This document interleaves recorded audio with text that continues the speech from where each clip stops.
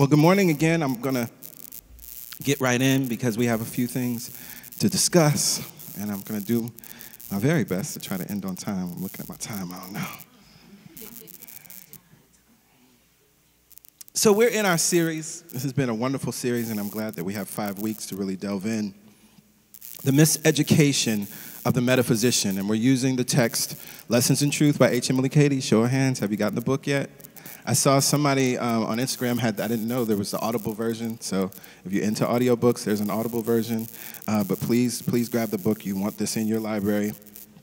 And so we started in week 1 with the anatomy of an unshackled mind, recognizing that one of the first things we have to understand, that a metaphysician understands that he is free, has no shackles, is unfettered, because we recognize and we understand that we are heirs to this powerful inheritance from this all power, all strength, all presence that we call God. We are heirs to all of the attributes of that thing, and so we live free.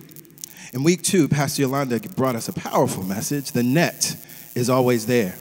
Understanding that if God is omnipresent, everywhere at all times and constantly encountered, the metaphysician knows not just that if you leap, the net will appear, but it was always there. Because God is always there, and God is what? The net. Last week, who committed the crime? I invited us to look at what are the ways in which we are disenfranchising ourselves through our thoughts and our habits and our beliefs. And of course, then we talked about how do we set ourselves free by changing our thought patterns and using what I call the 4 core denials, right? Those denials that there is no evil or devil, that there is no absence of life anywhere, that there is nothing to fear. Greater is He or greater is God that lives within us than anything that is in the world. So as I was preparing and thinking about this week's message and doing some study, the message title came to me, Home Court Advantage. And I thought about that idea. Of course, you all know we just recently started another NFL season, and many of you may know that I am participating with many other ministers in this country in what's called Blackout NFL, right? That we're choosing not to participate, not to watch football games. And what many churches are doing is participating in volunteer activities and doing other things instead of going home to watch the game. But even though I am personally choosing not to watch the NFL, I miss it. I say to Pastor Yolanda every week, on Sunday, it feels weird not to watch a game on Sunday. It just does, right? And one of the things that we know about professional sports, whether it's football or whether it's basketball, the NBA season will be starting before we know it, is, yes, right, is this idea about home court advantage or home field advantage. And it's an idea, all right? There's no absolute proof, and there have been different studies. I was looking just to see what types of studies have been done, and Harvard has done studies. They've done studies around American football. They've done studies around soccer. They've done studies around basketball and baseball. And in short, what the home court or home field advantage is described simply as this. This benefit has been attributed to psychological effects supporting fans have on the competitors or referees, to psychological or physiological advantages of playing near home in familiar situations, to the disadvantages away teams suffer from changing time zones or climates or from the rigors of travel, and in some sports, to specific rules that favor the home team directly or indirectly. Now, I love it says the benefits that are attributed to psychological or physiological effects, and it talks about the idea that the effects of the fans have on the competitors, but also on the referees. And then there's also the realization that sometimes changing time zones and climates. We were just in Denver a couple weeks ago, and I keep thinking about how do athletes, what happens, right, when they're going into this different altitude, that has to have a disadvantage, right? Rigors of travel, and in some cases, the sports rules actually change in the favor of the home team. And in baseball, depending on the home team, that decides who goes to bat first, right, based on if you're home or away. And so that would seem to be an advantage. Now, with the studies that have been done, some say that the crowd does have a psychological effect on the referees. There are studies that prove that, right? There are other studies that say it has no effect.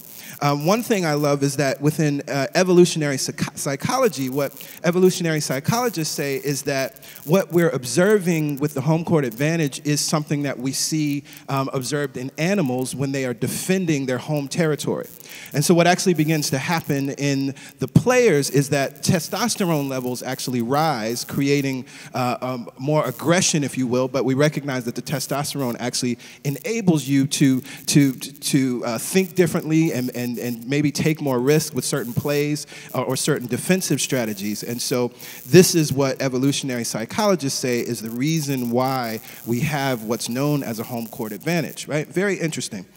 And so we recognize, of course, that every team wants home court advantage. As I just talked about the NBA, this is what the whole NBA season is about. You want to have the perfect record, or even in NFL, you want to have the best record so that you get home court advantage, right? And wouldn't it be nice if each of us had home court advantage in our lives? I mean, just think about it for a second. Imagine if you had a crowd of people cheering you on, wanting you to win, and paying lots of money to watch you win. Wouldn't it be nice if even when you were down or behind by 10 points, you had a stadium full of strangers helping to will you back into victory? Wouldn't it be awesome if you had fans that come to the game wearing t-shirts with your face on it, with your name, with your logo, and with your brand on it, because it gives them a sense of pride and identity. And then with home court advantage, the referees in your game, knowingly or unknowingly, call the game in your favor. And so I do believe that we actually have a spiritual home court advantage, and we have equal access to it. I think this is the knowing behind many of the affirmations when we say and can live from this place of all is well. A person that affirms all is well in all situations, they're operating, they realize they have home court advantage. This wonderful affirmation, which comes from Abraham Hicks, things are always working out for me.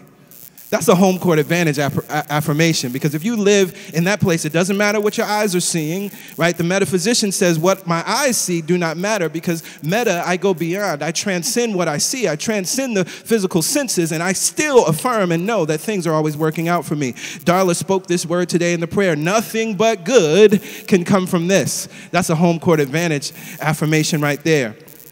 And then I was thinking about Catherine Ponder, where she writes in the Dynamic Laws of Prosperity, all doors are open, all channels are free. And then at Sacred Center, we used to say, the whole wide world says yes to me. Yeah, that's a powerful affirmation, right? That's a home court advantage affirmation.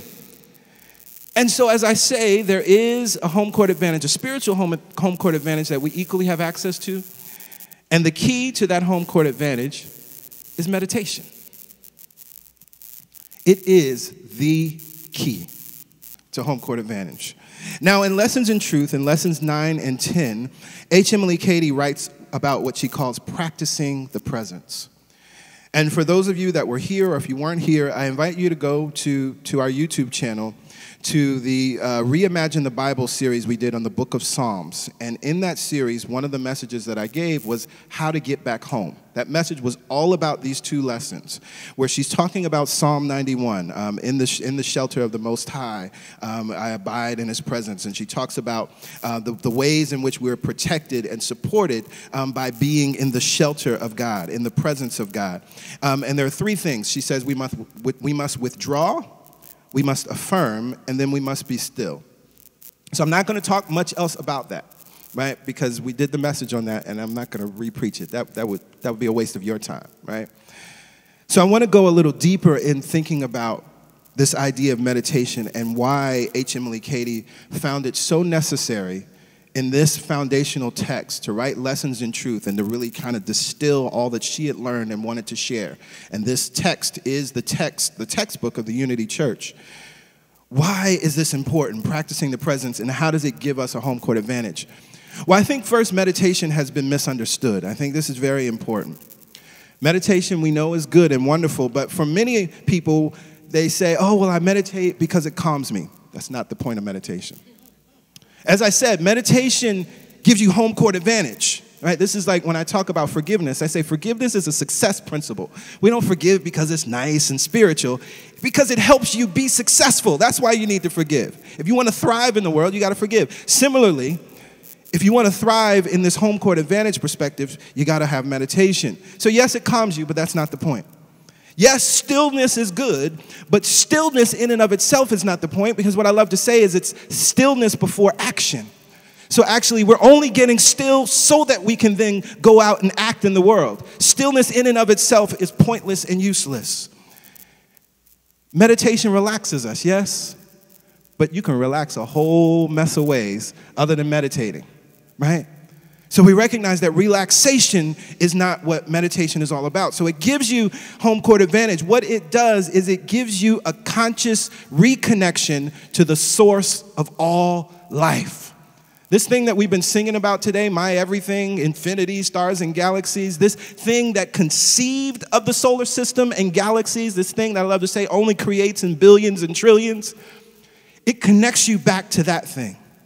And this is then and only how, when you connect to this, that you can have home court advantage. And I want to share something from this text, because what I want to talk about is the science behind this. In order to really understand what meditation is doing, we got to talk a little bit about quantum physics. And what's beautiful about quantum physics, well, let's just talk about physics in general first, that initially it was believed, and this is, we get into Newtonian physics, Isaac Newton, right? This idea that it was believed that we could break down life or the matter, everything that's physical, and it would be these tiny little things like marbles or something, some kind of substance. The idea was believed that every physical thing reduces to just a really small physical thing, right? They didn't know what it looked like. It didn't have a name for it. And of course, after Newton, we got into this place of getting to the atom. And so then it was believed that at the atomic level, this is that thing, right? We now have it. The protons and electrons, this atom is the building block of all life. But then we discovered that we could go to the subatomic level. And this is where life got really interesting. Because what was found is that nothing was real at that level. As soon as you try to measure an electron, what the scientists say is that if you could measure you could measure how it was spinning, but you couldn't measure the distance between anything. There was only one aspect that you could measure at a different time because it always changed.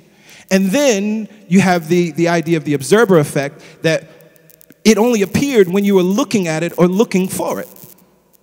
So again, nothing was real. There was no longer anything physical. And so what physicists came to is this idea of calling them waves. Because they were no longer, we realized it was no longer this physical little marbles or things, whatever you want to call it. There was nothing physical, just waves. Waves of possibility. And here in this place, what scientists began to discover is the properties of this place that is known as the vacuum state.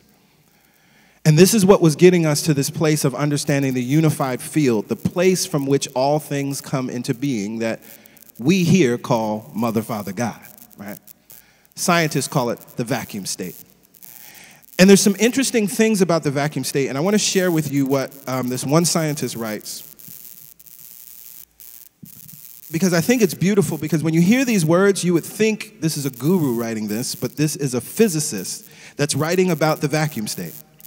And he writes, "The vacuum state is transcendental and unmanifest, yet it is the source of all manifestation. It is omnipresent and all-pervasive, since it underlines all the various excited or active states of the universe. Further, it is non-spatial, non-temporal, immutable, and absolute. According to the quantum field theory, the vacuum state represents perfection. It is the level where orderliness is perfect and entropy, what entropy means is randomness and disorderliness, is zero." I need y'all to hear that again. According to the quantum field theory, the vacuum state represents perfection.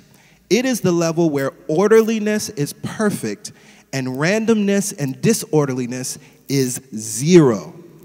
In addition, the vacuum state is a field of silence and non-action which is totally unaffected by any level of activity. Though energy and matter propagate from the vacuum state, it itself remains undiminished. It is a source of infinitely varied manifestation.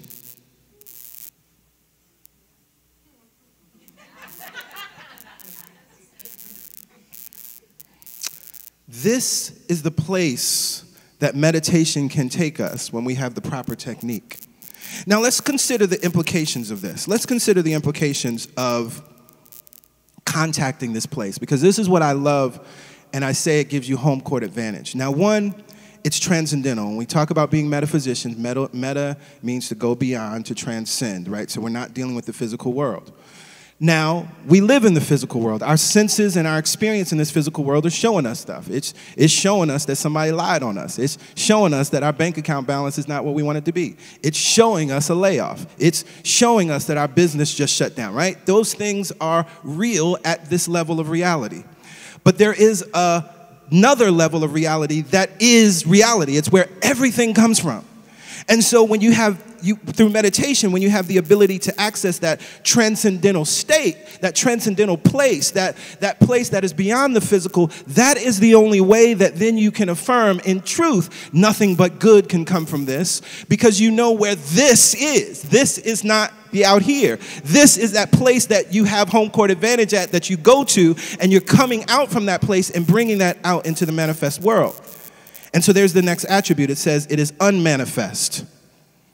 This is interesting because what we're understanding here in the vacuum state, in this place that we're going to in meditation, it's unmanifest, and yet every single possible possibility exists in this place. And it's so beautiful because the scientist, he says it in a wonderful way, right? Better than I could say it. He says, though energy and matter propagate from this vacuum state, it comes from this vacuum state, it itself always remains undiminished. It is a source of infinitely varied manifestation. Right. And so what's even more interesting, if you go a little further in understanding the theory, what's happening, I was talking to Pastor Yolanda, but she can tell you, I was just so excited talking about this. But what happens is, scientists refer to this place as the state of least excitation, which means that there's no movement. It's perfect stillness. It's silence, right?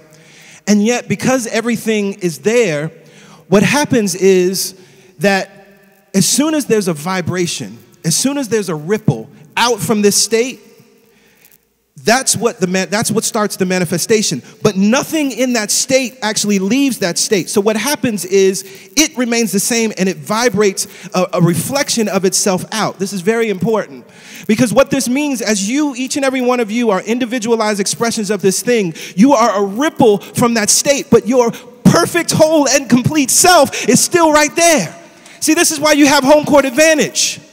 Now, our life doesn't show us that. Our life doesn't teach us that, because we're operating from these five senses. This is why we have to have meditation, because meditation is the thing that supports us in going beyond the senses. And so then we begin to understand, then the question is, well, what about these ripples, these vibrations? How does it happen? So this is why in teaching the principles of creation, we talk about this idea that what you focus on expands. Where you put your focus, that starts the ripple. Hear that. Think about that for a second. That's what starts this ripple. And the longer you focus on it, as it's in this place that's unmanifest, and I'm going to share another idea in just a second that just came to me, but as it's unmanifest, the longer you focus it on, that's what brings it into what we think as manifested reality. Now, here's something that's important. I've been sitting with this week, because I keep seeing this meme pop up here and there. It's a beautiful, it's a good meme, but I'm going to kind of break it down, unfortunately. Okay. So I've seen this meme shared by many people, at least people, I don't know, that I've seen on Instagram, that say that the seed, it's said different ways, but the seed and the fruit do not manifest or appear at the same time. The same day you plant the seed is not the same day that you get the fruit. Right? And that makes sense, right? I mean, if y'all had apple seeds right now and planted them, you know you would not have a full-grown apple tree today, right? But that's only true on this manifest level. Oh, my God. That's only true on this manifest level.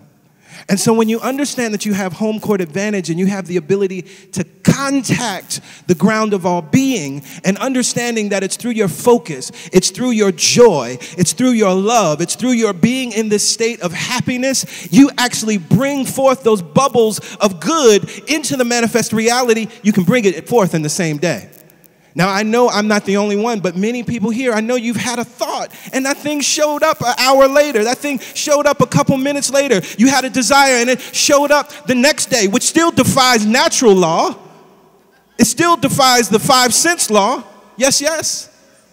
And so the thing is, what I understand is that anybody that would post that meme, they don't know that they have home court advantage. If you don't know you have home court advantage, if you're not operating from home court advantage, that's your truth.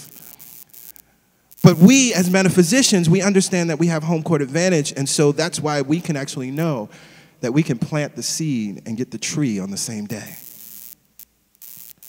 It's omnipresent, non-spatial, non-temporal. This is what's beautiful when we understand, Pastor Yolanda speaks of this often. A Course in Miracles talks about miracles from the perspective that miracles occur outside of time. Why? Because they come from this place. The only way to access miracles, what's so interesting, because what is a miracle? Those that are in the class, it's a shift in perception from love to fear, from fear to love, right? So as we recognize that it's a shift in perception, the only place that that can happen is in this unmanifest place of reality, and you find a new reality in that unmanifested place. The vibrations ripple up, and you have what appears to be the miracle in the natural world. So when we recognize that it happens outside of time, that's the only place you can get to the miracle. In your own mind. But not just in your own mind, you have to go to love. That's another word. Let's not call it the vacuum state. Let's just call it love. Because it is absolute love. And even when we consider the idea of it being transcendental, unmanifest, omnipresent, non-spatial, non-temporal, and absolute, these are really attributes of love which take us outside of the human misapplications and misunderstandings of love. Right? Because we've treated love as though it was emotion. We've treated love as though it's something that's fleeting.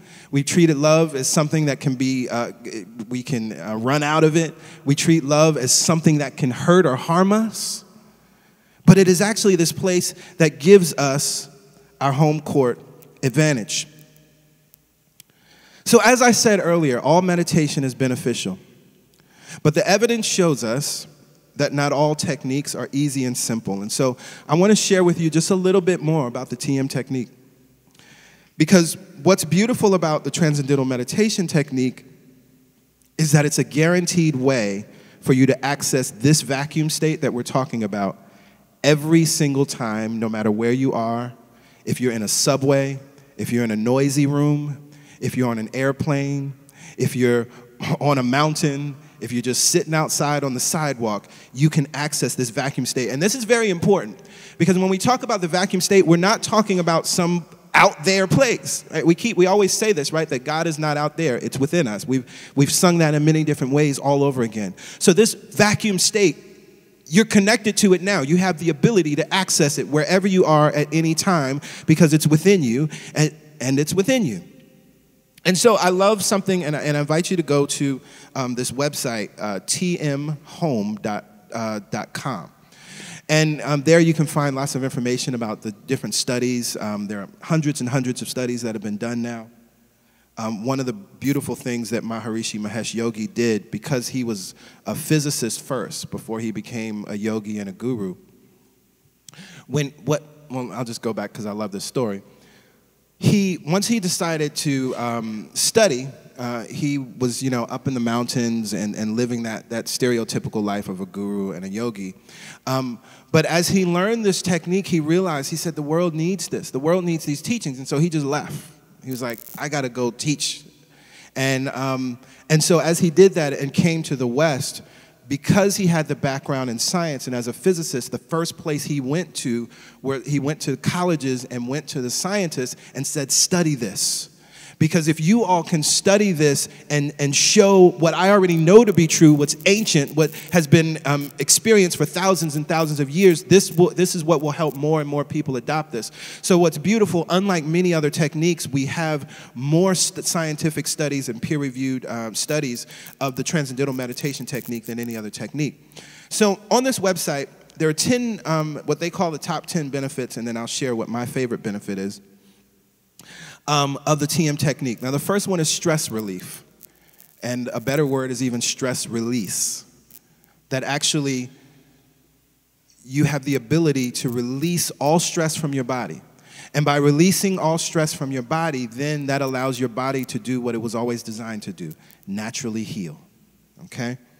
And because you do that, then you have other wonderful benefits like higher work efficiency. And this is why I say, right, meditation is not about being calm and relaxed and still. Meditation allows you to be more efficient at the thing that you're doing now. That's your purpose, that whatever your work is, you will become better at it and more efficient.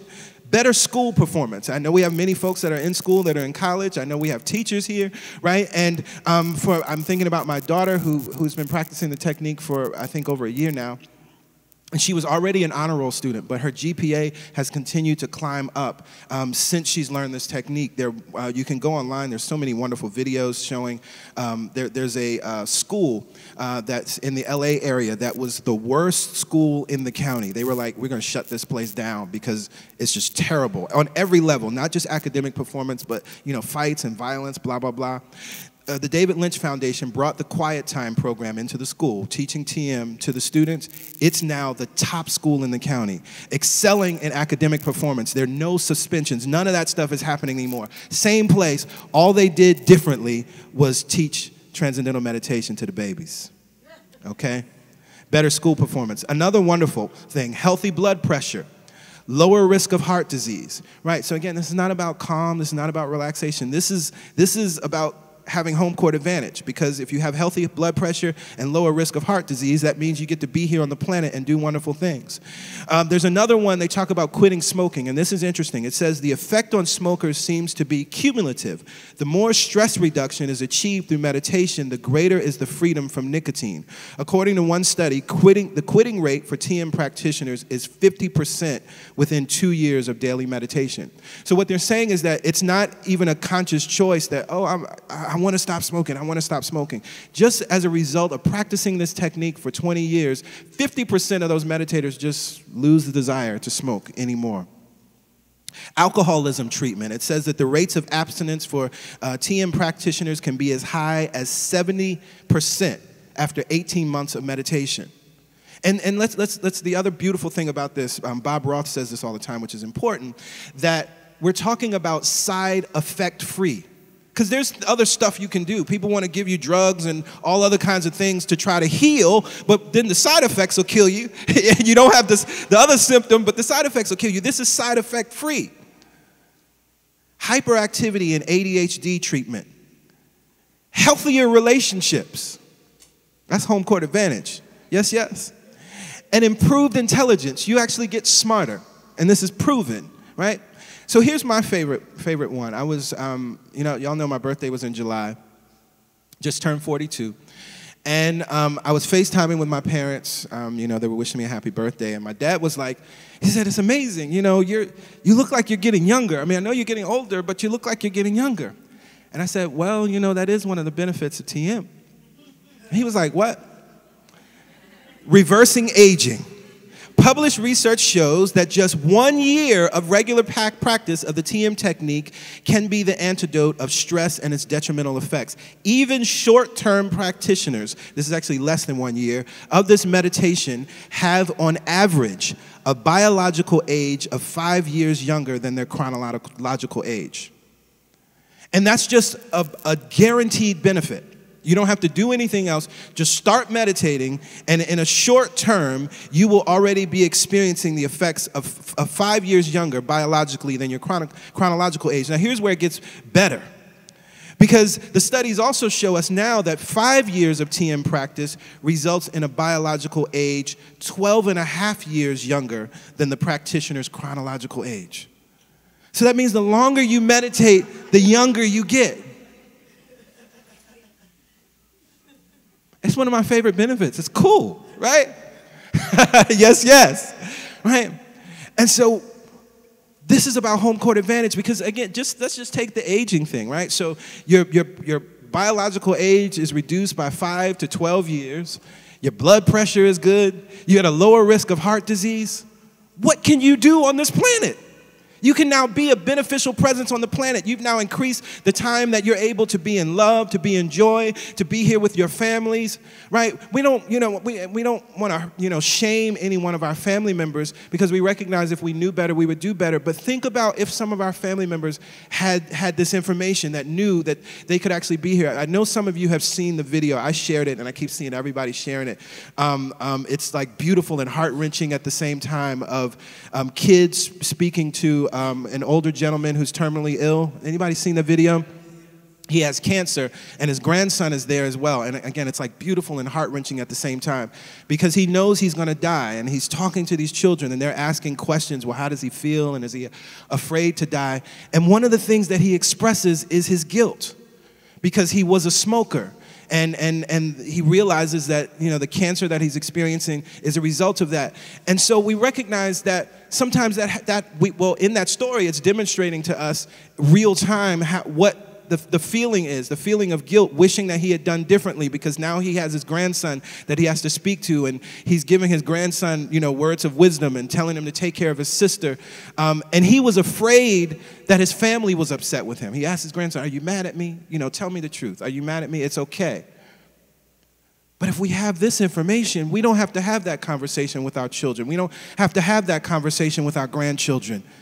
Because we are making choices by connecting to this field of unconditional love to then heal ourselves and live a healthy, prosperous life. So, of course, I invite each and every one of you to hang out with us next Sunday to just learn a little more. And I invite you to go to this website because, as Pastor Yolanda and I always say, don't take our word for it, right? Research, read for yourself. You saw some of the hands. We have so many people that are practicing the technique in our community. Ask them about their experience. And if not this technique, try a technique. In the Beyond Survival series, we talked about Dr. Joe Dispenza and the placebo meditations. The placebo meditations work. It's a little more work, but they work, right? One of the things I also love, I love to float, right? And using floating actually has the same benefits over a long time. It's just, it would take a lot. You really need to put a float tank in your house to benefit from the experiences of floating, a couple, 3 hours every day or whatever it may be. So, but we recognize that there are so many ways to access the state. I don't care what you do or how you do it, but just know that you need to access this place. This unmanifest, this non-temporal, this omnipresent, this non-spatial place where the miracles come from and where you're living right now, your perfect, whole, and complete self. And so as long as you come back and become more familiar with your perfection, then you can manifest and demonstrate perfection out in the world. So with that, I invite everybody to just take a deep breath in. And we exhale. We inhale, and we exhale. Mother, Father, God, we are grateful to know that you are not something outside of us, but you are the love within us. You are this eternal presence within us, this space and this place that we can go to, this place that Jesus referred to as the kingdom of God within us, this place that my dear brother, Reverend Michael Beckwith, calls the realm of everlasting good. It is here now. And I am so grateful and thankful that we have the opportunity to access it, to contact it, to touch it, to know it, to remember it. For we recognize as we access it, as we touch it, as we contact it, and as we know it, our manifest life begins to change. And so right here and right now, we put our focus on this place. We put our focus on it and we let the ripples vibrate out The ripples of perfection, the ripples of prosperity, the ripples of wholeness, the ripples of abundance, the ripples of healing, the ripples of a sound mind, the ripples of a restored mind, the ripples of healed relationships, of a healed body. We let them ripple up now, and we just keep our focus and our attention on it, knowing that this loving presence will rise to the surface easily and effortlessly. We are grateful and thankful for this home court advantage that we possess, and we choose to live from it because we recognize as we live from it, we demonstrate that advantage to our brothers and sisters, and they will ask you, what are you doing? And then you can point them back home. For this truth, I am so very grateful. I release this prayer back into you, knowing that it will manifest easily and effortlessly, because the law is always in operation for our good. And together we say, amen, ashe. And so it is. So it is. Thank you, God.